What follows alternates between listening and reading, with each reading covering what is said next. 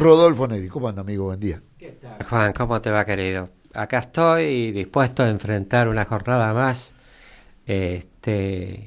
y bueno, a compartir, un poco preocupado por todo lo que acabo de escuchar. Mirá, en el término, perdón que te corte, pero para enumerar simplemente, ayer amanecimos con 2 muertes violentas descubiertas fortuitamente en el barrio San Isidro y con el robo y el incendio en el Club Itapé. A la tardecita nos íbamos a dormir o al regreso de la mesa familiar con un atentado de 12 balazos, una persona herida, una joven aparentemente que estaba con un niño en brazos, que recibe 2 balazos en una pierna. Y ahora amanecimos con un grupo de chicos que, bueno, probablemente vamos a otorgárselo a una travesura dentro, 10 gurises adentro del colegio, adentro de la escuela normal, digamos,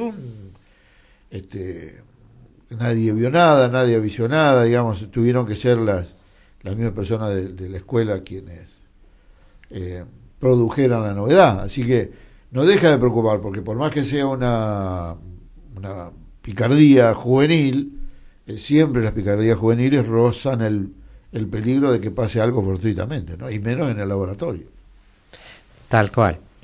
Afortunadamente, tuvimos una fuerza de seguridad que actuó rápidamente y que pudo, de alguna manera, prevenir cualquier tipo de ilícito que se pudiera haber llegado a cometer. Pero el tema no es atacar los efectos, sino atacar las causas. Ya lo creo. Y las causas normalmente no tienen que ver con el encontrar delincuentes, sino en cómo evitar la delincuencia, y tienen que venir de parte del Estado. Cuando ocurren agudas crisis, suelen potenciarse esas situaciones, y sin criminalizar la pobreza, se da un caldo de cultivo que no es fácil después contrarrestar, ¿no es cierto? Yo mencionaba esta mañana una situación emergente de una economía en descalabro. 20 personas despedidas en una localidad de Basavilbaso es una multitud. Es una multitud. Y la empresa Hornos, que estaba haciendo la Ruta 20, levantó su obrador. No sabemos si porque terminó la obra, porque no sé, pero estaban todos los muchachos en la puerta de la Dirección Provincial de Trabajo. Eso no quiere decir que los trabajadores van a salir a robar, a matar, a prender fuego, de ninguna manera. Lo que sí quiere decir es que seguimos agregando incertidumbre a un pasar que nos tiene locos de saber qué es lo que va a pasar dentro de un rato. Porque esta mañana pasábamos como introducción a la reproducción de Adrián Stoppelman que hacemos habitualmente, el análisis del entonces ministro de Economía Duhovne, que anunciaba para el 2019 una inflación del 5%. Le faltó el 60%, ¿no es cierto? Pero entonces todo esto lleva, porque después tenemos análisis para hacer, tenemos de todo, inclusive yo no he hablado con Victoria, apenas he ojeado este libro. Hay mucho preconcepto en mí que me hace dudar no de la ciencia del análisis, sino de la conclusión. Y va a estar buenísimo entonces seguramente realizar esa nota para sacarnos esas dudas. De todas maneras, acá lo que parece suceder, además de eso, de la incertidumbre propia, es una eterna provocación. Cada acto del gobierno nacional parece una provocación. Negar el hambre en Argentina, decir que los obispos están trabajando políticamente, los trolls diciendo el Papa anunció que va a venir en el 2020 a reunirse con Milagro Sala y todos los chorros y no sé cuánto, digamos, menoscabando ya no solo la pobreza, sino la probable venida del Papa a la Argentina y con quién se va a reunir, etcétera, etcétera. Pensando que por primera vez tenemos un latinoamericano en el papado mundial, y menospreciando todo lo que pueda ser un razonamiento más o menos común. Y a uno le indigna tanta negación, porque, bueno, a ver, podemos decir, no hay pobre, al mismo tiempo, por abajo de la puerta ir pasando alguna bolsa con alimentos, alguna cosa, para que la gente no manifieste esa preocupación ni se vea compelida a efectuar alguna cosa que no pensaba. Yo siempre cuento la anécdota de mi amigo, sin trabajo, con un bebé, yendo a vender un cuchillo. El tipo que le iba a comprar el cuchillo le dijo a último momento que no se lo iba a comprar, y de vuelta a la casa asalta a una mujer, y después de asaltarla se arrepintió, le devolvió lo robado y se fue, y pagó con prisión esa aventura. Después la mujer retiró la denuncia, el hombre volvió a la libertad y siguió trabajando y siguió con su vida. Pero hay un momento de quiebre donde el inocente deja esa inocencia, empujado por un montón de factores que no puede dominar. Es como se crean las religiones, se crean también o se crean las religiones como un buen sostén espiritual, también se quiebra el espíritu para el otro lado. Tu comentario me hace surgir 5 reflexiones. La primera, cuando yo estudiaba abogacía, ya por los años 70, existía una figura que se llamaba estado de necesidad. Y cuando uno comete un ilícito, por llamarlo de alguna manera, para evitar un mal mayor, la justicia contempla en el código esa situación. Yo recuerdo que cuando era estudiante, era un chiquilín, teníamos uno de los profesores, recuerdo perfectamente el nombre, que era un juez penal que se llamaba Osafrain, que fue el que primero aplicó esa figura del Código Penal ante un señor que salía de un hospital donde le habían dicho que tenía que comprar un medicamento para el cual no tenía dinero para salvar la vida de su esposa. El hombre era un jubilado y intentó asaltar con una canilla una estación de servicio. Obviamente no lo pudo hacer, lo metieron preso. El delito imposible le llaman algunos también. Y bueno, me acuerdo que mi admirado profesor, el juez Osafrain, aplicó esta figura para dejarlo en libertad. Y además conminó al Ministerio de Salud Pública a brindar gratuitamente el medicamento a la anciana que estaba moribunda en el hospital. Primera reflexión. Segunda reflexión, hay que atacar las causas y no los efectos. Mal podemos, desde la cima del poder, como dice la ministra Patricia Bullrich, el que quiera andar armado puede andar armado. Hay gente que no está en condiciones de tener un arma, en condiciones de tener un elemento que pueda acabar con la vida de una persona. Tercera reflexión, rapidito, toco y al pie. Esteban Bullrich Esteban Bullrich, sabemos quién es, ¿no es cierto? Sí, senador. Senador, exministro de Educación. Tenemos que acostumbrarnos a vivir en la incertidumbre.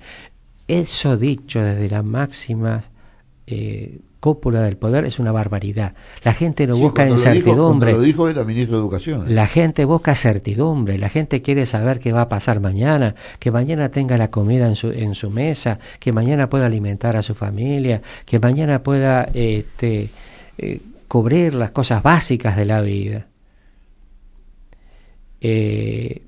La cuarta reflexión. Afortunadamente tenemos un 27 de octubre y podemos poner fin a esta historia. No de plano, no de lleno, porque las cosas tardan mucho en cambiarse, pero por lo menos que el rumbo comience a ser otro. Y la quinta y última reflexión es la que tiene que ver con Victoria Yarizo. Yo fui a ver la presentación de su libro. No solo me encantó la presentación de su libro, me encantaron sus ideas, me encantó su análisis, y hoy sale una nota diciendo que está asesorando a nuestro futuro intendente, el doctor Martín Oliva, lo cual me alegra profundamente, porque no solo es una hija de esta ciudad, sino que es una hija notable de esta ciudad, es una notable, brillante, y que colabore. ¿Por qué me gustó tanto? Me preguntarás vos. Porque habló de la solidaridad social. Algo que... ella mete ahí un elemento cultural, de comportamiento total cultural. Y absolutamente. Si uno empieza a vislumbrar los posibles cambios a través de la lente solidaria, las cosas cambian total, rotunda y absolutamente. Bueno, no le vamos a dejar lugar al cuento. Pero... dos cosas, ¿no? Aldo Ferrer decía que el contexto... Chapó, me saco el sombrero. Sí, claro. Aldo Ferrer decía que el contexto en general convierte las cosas o subvierte determinadas pensamientos o conductas. Decía, si un empresario argentino va a Corea, que probablemente, según Ferrer, y uno no tiene cómo discutirlo, es uno de los regímenes más drásticos en la determinación de su ordenamiento industrial, no va a coimear, no va a evadir, se va a comportar como las normas lo dicen, porque el contexto no lo deja. En cambio, si un coreano viene acá, más temprano que tarde, va a terminar actuando por cómo viene la cultura comercial, y el hecho del hecho comercial lo va a terminar contaminando. Por eso, digamos, a veces uno se sorprende y dice, ¿cómo fulano de tal cosa? Y es probable que ese fulano de tal cosa no haya podido evadirse del estado de gris de alguna parte de todo el comercio. Si no nos explica cómo estamos pagando 300, 400 y 500% más de lo que recibe un productor original de una fruta, de una verdura, o peor todavía, estemos comprando durazno de no sé cuánto, y naranja de Noruega, y papa de no sé dónde. Comprar papa afuera es lo más insólito. 27 de octubre es la gran oportunidad. Yo llamo, convoco y de alguna manera adhiero a que empecemos a caminar por un rumbo diferente. Pero el tema de Corea y demás me hace llevar a una reflexión. No tenemos que ser buenos nada más que porque hay un Estado que controla, que reprime y que de alguna manera aplica violencia de alguna u otra forma. Tenemos que ser buenos porque es bueno ser bueno. Sí, Lo que pasa es que ser bueno para alguna gente es sinónimo de ser idiota. Y convengamos que ser bueno es una virtud que algunos idiotas entienden como un defecto. Bueno, lo decía Galeano en Patas Arriba, te quedaste sin tiempo. No importa. El cuento se quedó sin tiempo. ¿Valió la pena? Nos vemos mañana. ¿Valió la pena? Sí, cómo no. Lo que digo, dice Eduardo Galeano en Patas Arriba, los que trabajan tienen miedo de perder el trabajo. Los que no trabajan tienen miedo de no encontrar nunca trabajo. Quien no tiene miedo al hambre tiene miedo a la comida. Los automovilistas tienen miedo a caminar. Los peatones tienen miedo a ser atropellados. La democracia tiene miedo de recordar el lenguaje, tiene miedo de decir. Los civiles tienen miedo a los militares tienen miedo a la falta de armas, las armas tienen miedo a la falta de guerras. Es el tiempo del miedo. Miedo de la mujer a la violencia del hombre y miedo del hombre a la mujer sin miedo. Miedo a los ladrones, miedo a la policía. Miedo a la puerta sin cerradura, al tiempo sin relojes, al niño sin televisión. Miedo a la soledad, miedo a lo que fue y a lo que puede ser. Miedo de morir, pero también miedo de vivir. Eso dice Eduardo Galeano en Patas Arriba. Y es brillante. Sí, es brillante. Es brillante. Es brillante, pero yo opino, tengo así como un martillo en mi cabeza, perdón por la analogía, pero se me ocurre que no leemos. Se me ocurre que no leemos y por eso es tan grato recibirte cada semana. Si como Paola se le antojó un concurso de cuentos y un concurso de dibujos, y es tan global, quiere decir que lo que no estamos haciendo, no lo estamos haciendo porque no lo incentivamos de las cosas buenas. Y vivimos con miedo probablemente de incentivar esas cosas. Lo anticipó hace mucho tiempo el Martín Fierro la situación que estamos viviendo. Hoy Martín Fierro ha vuelto a vivir en la Argentina y ha vuelto a ser enviado a cualquier parte, excluido totalmente de la sociedad, para servirle a los de afuera que nos vienen a correr de lo que es nuestro. Y no es una cuestión de exclusión, no estoy hablando del amigo uruguayo que ha venido a trabajar, del paraguayo que está en la obra, del tipo que está generando impuestos para que yo también reciba mis beneficios, mi asfalto, mi luz, mi cloaca. Todos somos contribuyentes en definitiva. Pero visto desde un punto de vista, mirando la cuestión como la mira Victoria, Verónica, casi digo, creo que pasa por la incentivación y pasa por la incentivación de conocernos mejor. Cuando nos visite Eric Alcaño el jueves 26, vamos a entender mucho, creo yo, de eso precisamente, porque la aplicación es tan llana, tan entendible, que sí, ¿cómo no se me ocurrió? Si me das 2 minutos más, hago la última reflexión. Y tiene que ver con la maligna y perversa destrucción de la estructura social. Esa es la causa y el inicio de todas las cosas. ¿Por qué se rompen todas esas barreras que contienen a la gente? Por una falta de valores y de principios. ¿Que dónde aprendíamos antes? En casa, con mamá, con papá, en la familia.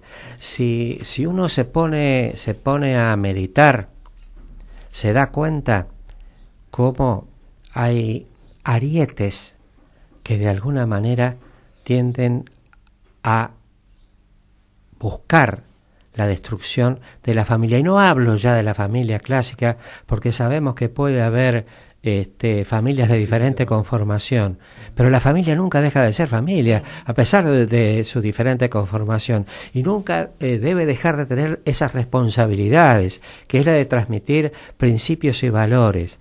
Nosotros a la escuela íbamos a aprender a sumar, a restar, a dividir, a multiplicar, a vivir en sociedad, pero ya desde casa sabíamos lo que estaba bien y lo que estaba mal. Ya nuestros padres nos ponían los límites, nuestros padres eran quienes nos guiaban y quienes nos transmitían valores, principios.